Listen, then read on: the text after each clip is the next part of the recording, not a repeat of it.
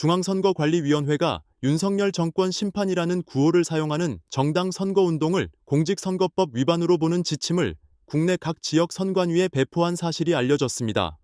정권 심판 구호는 매 선거 때마다 등장하는데 이번 지침으로 인해 정치활동과 유권자 표현의 자유가 위축될 수 있다는 지적이 나오고 있습니다.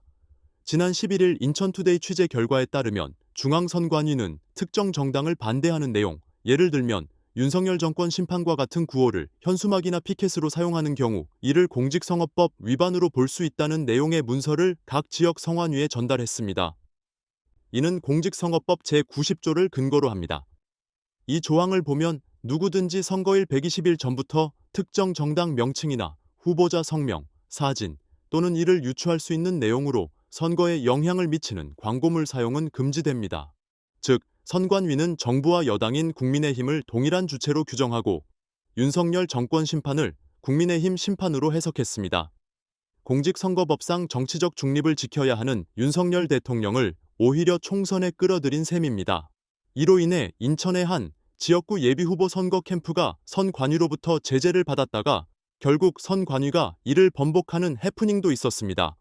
해당 선거 캠프는 윤석열 정권 심판 내용의 피켓 제작 가능 여부를 문의했고 처음에는 불가하다는 답변을 받았으나 나중에는 예비후보자가 사용하는 것은 가능하다고 정정했습니다.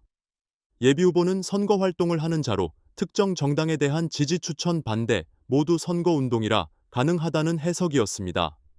하지만 선거에 직접 나서는 후보가 아닌 정당 차원에서 게시하는 선전물에 윤석열 정권 심판 내용을 담는 것은 불법이라고 판단한 내용은 여전했습니다. 이에 해당 지역구 선관위 관계자는 중앙선관위는 윤석열 정권 자체를 여당 국민의힘과 동일하게 판단한 것으로 보인다. 법적 판례는 모르지만 과거 선례도 이와 같았다고 했다고 말했습니다. 그러면서 예비선거운동 기간 정당 현수막으로 정권 심판을 기재하는 건 안 된다. 다만 이달 28일 본 선거운동 기간이 시작되면 각 정당들도 비례대표를 당선시키기 위한 선거운동을 해야 하기 때문에 정권 심판 구호를 인쇄물에 사용할 수 있다고 설명했습니다. 선관위 설명에도 의문은 남아 있습니다.